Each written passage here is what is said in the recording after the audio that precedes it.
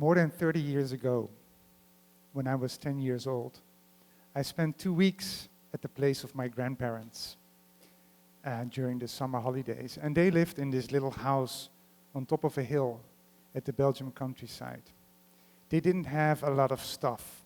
They didn't have a couch. They didn't have a TV. They had a table and a couple of chairs. And in the evening, we played cards. I still remember that in their bedroom, there was this huge, dark brown wardrobe. And on top of it, my grandmother kept these 2 vases. One evening, I asked her about the vases. And she took out the stairs and she let me climb them so I could have a closer look. And while I was looking at the vases, she told me that these used to belong to her mother, and that now they were all she had left to remember her by. I said, they're beautiful. Years later, before she passed away, she told my father explicitly that she wanted me to have the vases. Their value is close to nothing, but to me they're treasures, and I'm very emotional about them. The last 20 years I've been studying these emotions, the emotions that we have towards designed objects. I'm fascinated by them. And I work with designers and design students trying to explore how can we design for positive emotions, how can we design products that people really love to use. And we have a course, and it's called Design for Emotion. And in the first class, I asked the students to bring something that they cherish, one of their treasures. And the products that they bring are often remarkably simple. Simple products, but always with beautiful stories, like the colorful bag that reminds the international student of her cultural values, or this tiny little Lego brick that represents a beautiful childhood memory. And we all have them, these objects that we cherish. I bet you have them too. Perhaps somewhere in a box or in a drawer. But we hang on to them, even if they don't function anymore, because they're part of our personal heritage. Now, I know it may sound a bit romantic to talk about emotional objects, because the reality is that these are only very few. The large majority of products that we spend our money on, we're not that emotional about. We don't cherish them. We often don't really even notice them. Sure, I can have a positive feeling towards an object that looks nice, like this cute little milk carton box that I got at the airport. Or you can be annoyed when products don't function the way they should. But that pretty much sums up like all the emotions that we have towards consumer products. And when I ask people, tell me about the emotions that you have towards the products that you own, they often start to laugh. Or they're even a little bit annoyed. They say, I'm not emotional about products. I'm emotional about my children, about my family, about my friends. And sure, we're emotional about a lot of things, but not that much about products. Or so it seems. Because the reality is that we're actually very emotional about products, about all products. If this iceberg represents all the emotions that we have towards consumer products, then the tip of the iceberg are the emotions that we have towards the cherished objects. And the rest of the berg, below the surface, are all the emotions that we have towards all the other stuff. And we're just as emotional about all that other stuff as we are towards our cherished objects. The only difference is that we're often just not that aware of these emotions. We're not aware of these emotions because they are micro-emotions. And I'll give an example. This is my watch. And it has a step counter. So the little arm tells me how well I'm doing on my daily steps. When I bought it, I was fascinated by the technology. And then I started to use it, and I discovered that it also measures my sleeping cycle. And I was amazed by that. And I felt hope, because I thought, ooh, this is going to help me to become more healthy. And after a week or so, I was, of course, embarrassed, because the data told me how unhealthy I actually really was. And it didn't end there. I had many more positive and negative emotions towards the object. And these are micro-emotions. So they evaporate. As soon as you have them, we forget about them, but they're real emotions. And once you start to become aware of that, you'll be amazed. You know, last Saturday I stayed at home because I had to prepare for this talk, and I took a picture of the first product that I touched, which was my pillow. And then I took pictures of every other objects that I touched on that day. And at the end of the day, I ended up with more than 400 pictures. And we found that each object, even the most simple ones, like a pen, evokes at least 10 different positive or negative emotions while we're using them.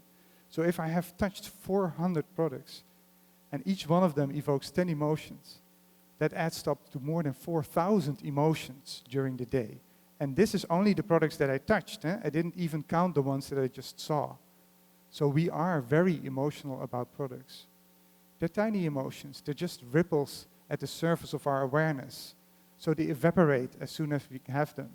But in the moment, when we do have them, when we experience them, they do influence our feelings, our thought, our action, and our expression.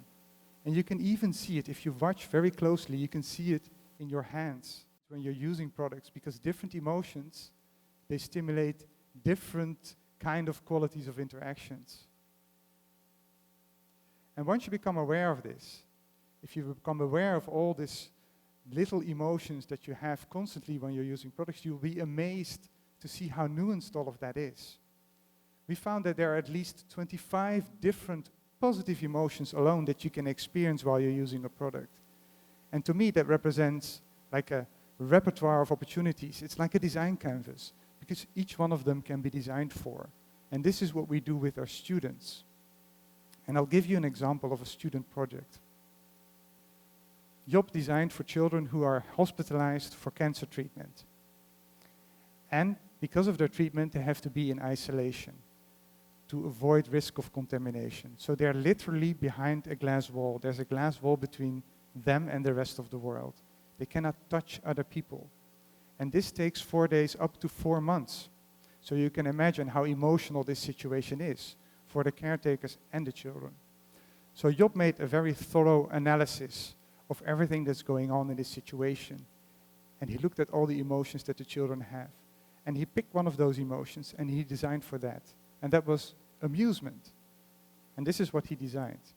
For my graduation project at the TU Delft, I developed a game which allows isolated children in child hospitals to play with their peers. It's called Connect, and it's a game they can play on the windows between their rooms and the hallways. By combining the ambiguous shapes in different ways, you can play different kinds of games. So you can play existing games like tic-tac-toe, but you can also build your own fantasy world. To test Connect, I placed it at the oncology department of a Dutch child hospital, and this is what happened. Oh, kijk, wee.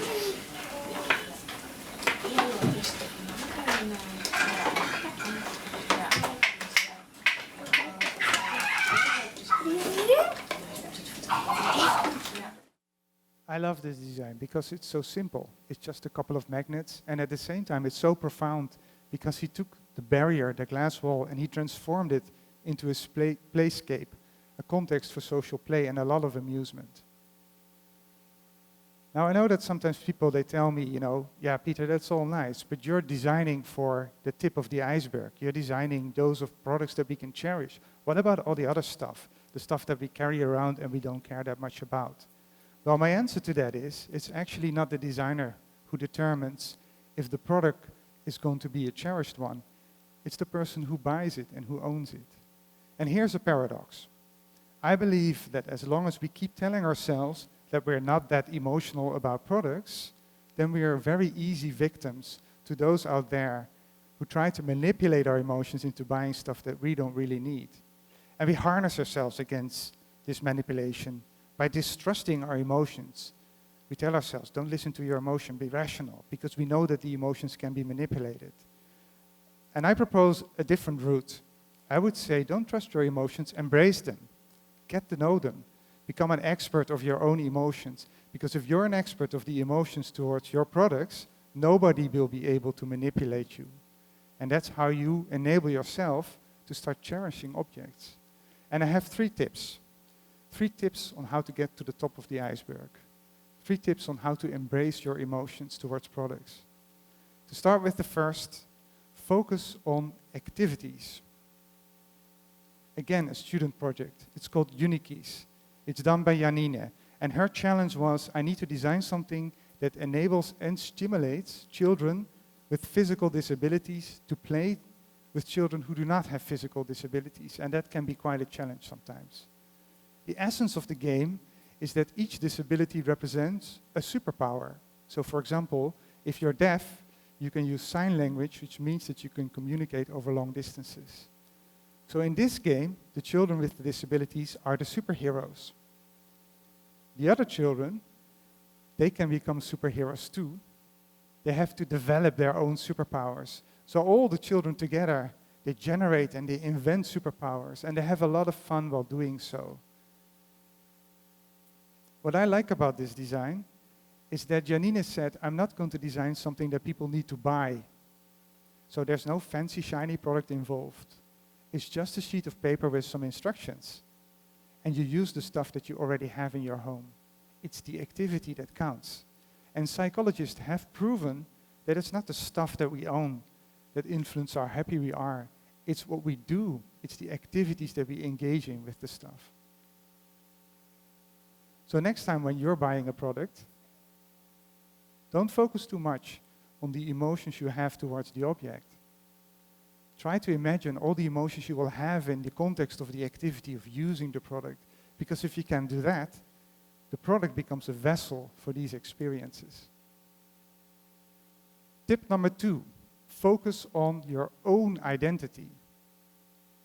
Again, a student project. Santiago developed this electronic piggy bank, and it uses your smartphone. So what it does, it helps you to manage your saving. And it starts by you entering a goal. So you could say, for example, I want to save to buy hiking shoes.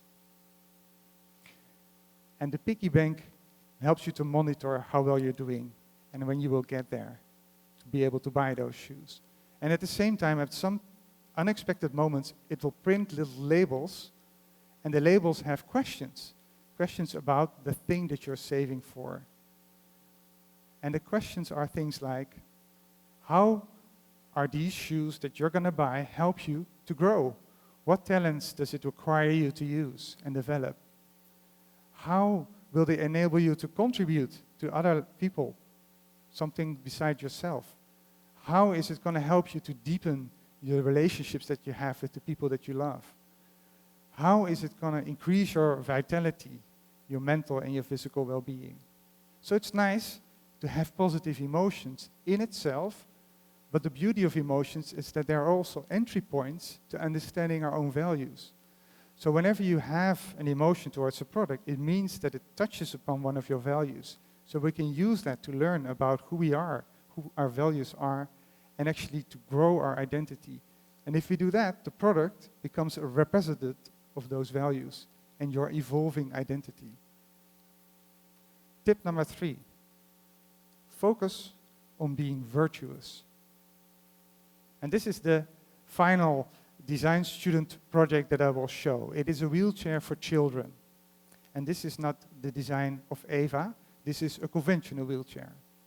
And what Eva did is she measured the emotions that children experience towards their wheelchairs. And she found that they evoke many different emotions, positive and negative.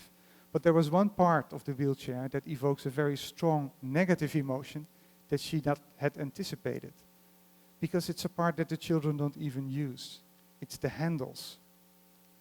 One of the virtues of these children is autonomy, being independent. And having these handles sticking out of your back show the opposite. They show that I'm dependent.